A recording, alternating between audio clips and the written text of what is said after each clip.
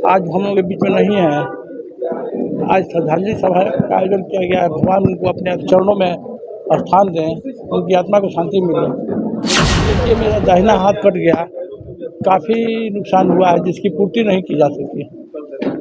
बहुत बड़े सहयोगी हमारे साथी हम लोगों के बीच से चले गए।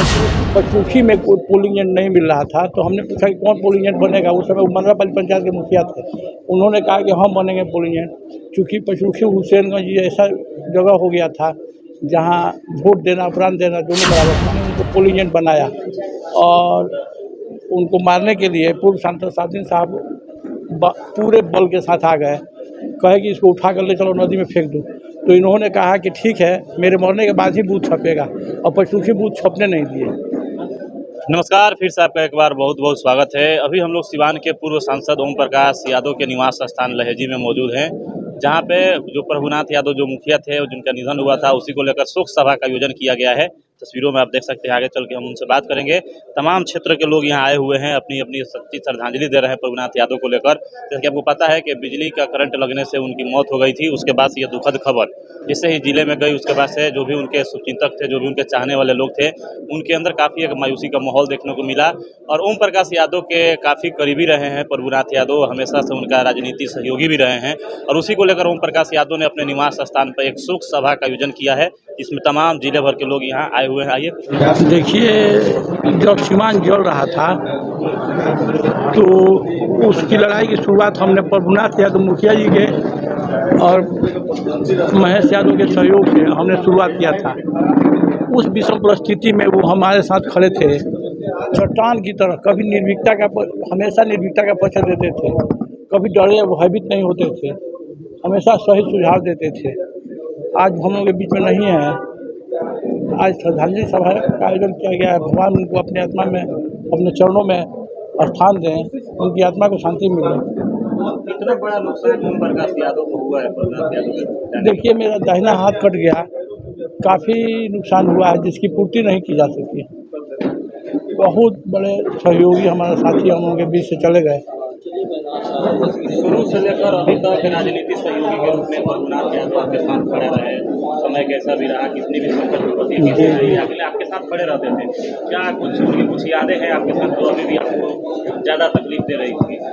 अरे, ज़्यादा तकलीफ तो दे रही है कि हम लोगों को पचरुखी में कोई पोलिंग एजेंट नहीं मिल रहा था, तो हमने पूछा कि कौन पोलिंग एजेंट बनेगा। उस समय उमरवापल्ली पंचायत के मुखिया थे। उन्होंने कहा कि हम बनेंगे पोलिंग एजेंट। चूँकि पचरुखी हुसैनगंज ये ऐसा जगह हो गया था जहाँ वोट देना उपरांत देना दोनों बराबर था।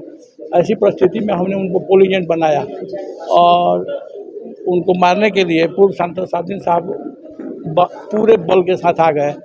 कहे कि इसको उठा कर ले चलो नदी में फेंक दो। तो इन्होंने कहा कि ठीक है, मेरे मरने के बाद ही बूथ छपेगा, और पचरुखी बूथ छपने नहीं दिए।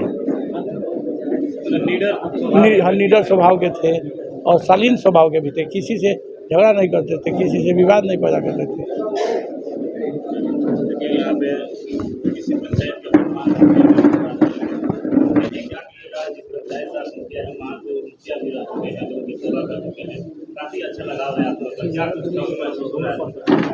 देखिए, सबसे पहले हम कृतज्ञ पर श्रद्धा सुमन अर्पित करते हैं अपने पंचायत और पूरे जिला वासियों के साथ। और शुरू से मुखिया जी शिक्षा दीक्षा के समय से ही समाज सेवा में रुचि रखते थे, और वे देखते हुए मधुरापल्ली को प्रतिनिधित्व करने के लिए 2-3 बार उनको मुखिया बने। लहेजी पंचायत से भी प्रतिनिधित्व वर्तमान में कर रहे थे। हमेशा ही सदैव जनता के जनभावना के साथ, जनता के हर सुख दुख में यह शामिल रहते थे। और हमारी तो प्रतिद्वंदी थे, लेकिन फिर भी जब भी जनता के बीच कोई समस्या आ जाती थी, थाना में, गांव में, पंचायती में, किसी भी प्रकार को, तो हमारे हाथ पकड़ कर ले जाते थे और कहते थे कि मुखिया जी इस तरह से कर दिया जाएगा तो इन लोगों को समस्या दूर हो जाएगी। और हम लोग दोनों भाई मिल करके और समस्या को सुलझाते थे, और बहुत अच्छी तरह से पंचायत पकड़ी हो या मधुरापल्ली, दोनों में हम लोग अच्छे से कार्य करते थे। आज उनको नहीं रहने से हम अपने आप को खुद कमज़ोर महसूस कर रहे हैं, थका महसूस कर रहे हैं। हमारी संवेदना उनके परिवार के प्रति सदैव खड़ा है। हर संभव हम और सहयोग करने के लिए तैयार रहेंगे, और इनका जो भी सपना अधूरा है उनको प्रयास करने का हम लोग प्रयास करेंगे।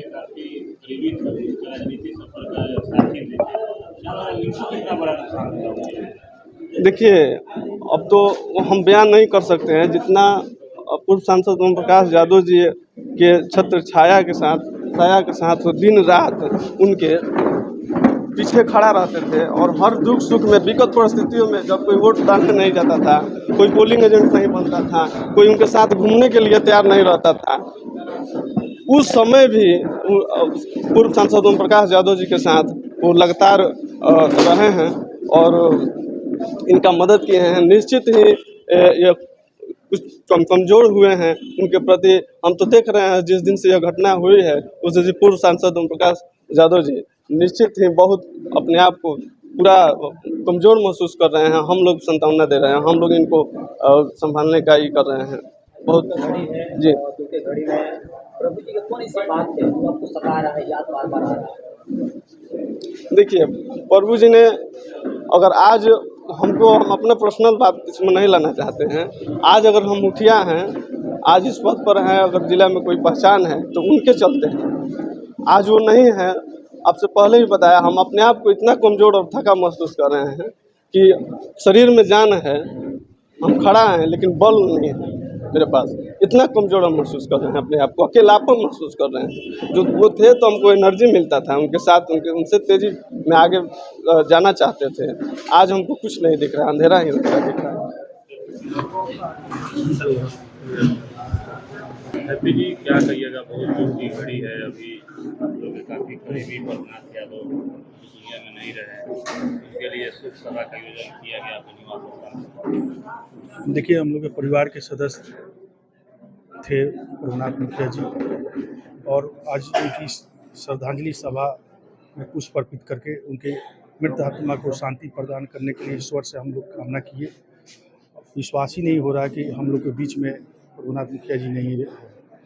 आपके पिताजी के राजनीतिक करियर का जब शुरुआत हुआ था उस समय से लेकर अभी तक उनका बहुत बड़ा सहयोग मिलता रहा। जब भी कोई संकट की घड़ी आती थी तो उस समय प्रभुनाथ यादव हमेशा आगे खड़े रहते थे। क्या कितना बड़ा क्षति देखा इसको आपने? देखिए, बचपन से ही मेरे पिताजी से जुड़े रहे और हर दुख सुख में वो साथ खड़े रहे।